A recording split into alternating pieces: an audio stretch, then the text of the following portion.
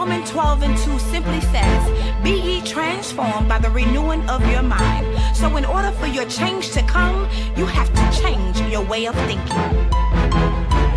Are you ready?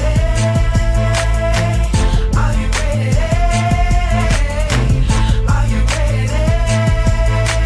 Tell me, are you ready for your change to come? Do you think you can go through the fire? Do you think you can weather the storm? Do you think you can press through your trials? Are you ready for your change to come? Do you think you can pray when you're down and out? Do you think you can give when your funds are low? Do you think you can trust him to bring you out? Are you ready for your change to come? Are you ready? Tell me, are you ready? Hey guys, welcome back. This is Be the Ram Live, webinar number 19. This is me, Rev Run and Shoot, Coach McKissick, the last Coach Mac. Whatever it is that you know me by, it's the same guy. It's been about 6 weeks since my last webinar. It was webinar number 18. That was back in December. Just being transparent, I was a little bit, I guess I would say I was down. I didn't feel like the viewership was where it should be. I felt like I put some good things out there, and it just wasn't getting the response that I thought it was. There were some people in my life that I was just so sure that they'd be hunky-dory, but all in about the things that I had posted, and because I knew it was a good word, so I got a little bit discouraged and I stopped doing it. But I listened to God, and He said, you were never doing it for the applause of man. You never did it necessarily to get them to say, oh, good job. You did it because I told you to. So I am back. I'm trying to be more consistent with it. This is number 19. I just want to thank you for lending your eyes and your ears to me right now. There's so many different things that you could be doing with your time right now, but you chose to listen to what I have to say, what I feel like God has ordained for me to say to you in this moment. So I just don't take it lightly that you are spending this quality time with me that you could be spending it with anything else. There's so many different things on YouTube and on the internet, on your video games and the TV that you could be doing, but you chose to spend this time with me. So for that, I thank you, and I do not take it lightly. I would ask you to share it, if you like it, if it has affected your life at the end of it, comment, let me know. Hey, just, keep spread the gospel, I say. So, I just want to thank you. I'll let you know the topic or the title of this webinar is the LeBron James effect. Yes, number 23 for the Cleveland Cavs, LeBron James. This is the LeBron James effect. And I just want to kind of, compare and contrast and make you think a little bit about your life in the aspect of the LeBron James effect. And I think a lot of us right now, we're in that LeBron James effect, and we don't know it because we didn't have a title for it. I can almost promise you that just off the title, the LeBron James effect, a lot of my viewers have already passed judgment. They've already made some type of mental comment about LeBron James, whether he's a good teammate, whether he's a bum, as some people would say, whether, he's a ball hog, he's spoiled. We've made some type of comment. He should be better than that, this or that. And that kind of plays right along with what I'm saying about this LeBron James effect. So if you think about your life, you think about your story, you think about what you're doing right now in your life, we're all kind of trapped in that LeBron James effect. See, when you're sitting on your couch and when you're, at the sports bar with your guys, or you're playing the video game and you watch LeBron James, it's very easy to make a comment about what he's doing, what he should be doing, and what he's not doing, because we're watching from the couch. And we'll say, oh man, he should have dropped it off here. He should have did this and that, because like I said, we're on the couch. And myself, I think I'm a pretty nice sized guy. I'm 6'4", about 250. We like to get that down, but that's a whole nother webinar. So if I'm sitting on the couch and I'm watching LeBron James, I kind of feel like I can do what he's doing, but better, because it looks so easy from the couch. And that's kind of how our life has been when we're out there doing what we do, what we're called to do.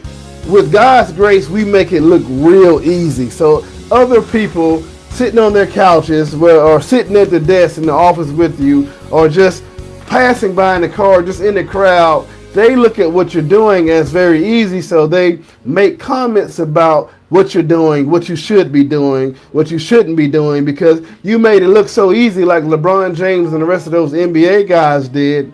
They made it look so easy that you made it possible for them to think that they can do what you do. When I first got my head coaching job, Yolanda Jenkins and Jay Livingston, both, they were the head coaches at Morrow High School. You had one over here with the girls, one with the boys. They said, Mac, I'm just letting you know, we make it look easy. This job is not easy. We make it look easy. And I'm thinking, oh, what do they know? You know, I'm Coach Mac. I'm going to do my thing. Oh, yes, it was very difficult. And it took a while to get to that effortless stage.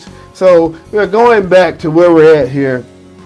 You know, Proverbs 3:5-6 says, trust the Lord completely and do not depend on your own knowledge. With every step you take, think about what he wants, and he will help you do the right thing the right way. Now back to this LeBron James effect. So it's kind of okay when the people on the couch are looking at what you're doing and kind of, you know, making it small, like it's not such a big deal, like anybody can do it. But the problem comes in when you yourself take a seat on that couch and you buy into what they're telling you, that, oh, you know, anybody can do what you're doing and what you're doing is not special. That's when the problem occurs. The problem occurs when you don't value what you're doing because you don't understand that what you're doing is a difficult thing, but God gave you the grace. God gave you the ability to make it look effortless. So, you know, you allow people to say you should have done this or you should have done that, and they don't realize, and you don't realize, that you're allowing someone else to speak negatively over what you're doing, and you bought it. They sold you a product of negativity. They sold you a product of this is not a big thing, and you actually bought it.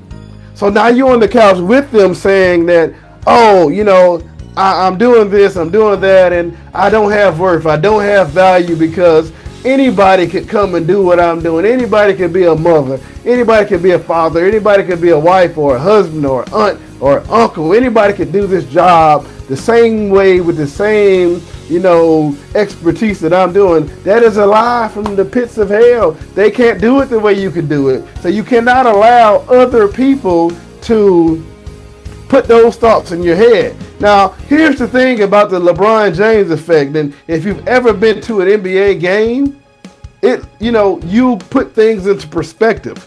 So me at 6'4", I'm big in the regular world. At my job, I'm a big guy. I'm tall. I have muscles, and, you know, I tower over people.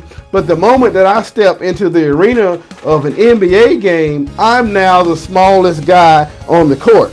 So I go from the big man to Derek Fisher. You know, I'm 6'4", and I'm John Wall instead of being Shaq.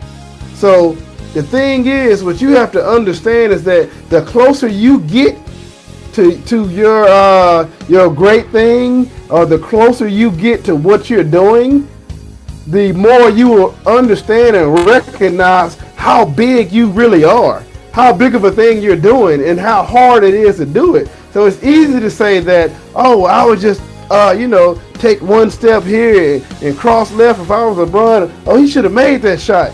But when you go to the game and you understand that he's 6'8", 250, 260, and one step for him is 3 steps for us. So that guy that, that's defending him, he took one step over and he crossed half the court. I actually seen LeBron James take 3 steps from one baseline to the next. That's 3 steps for a whole basketball court. So get that. The closer you get to what you're really doing, the bigger it really seems, and the more important that thing that you're doing is. So what you have to do is you have to change your perspective. You have to really stop listening to this crowd over here and say, you know what, I'm going to get closer to what it is I'm doing. And the closer you get, the more you research what you're doing, the more effective you realize that you are. You realize that, hey, I'm doing something big. I heard my wife say, I'm not doing well in areas in my life, and I knew that she was having that LeBron James effect. I'm thinking like, What are you talking about? Like you're one of the best math teachers at your job. You're raising a child.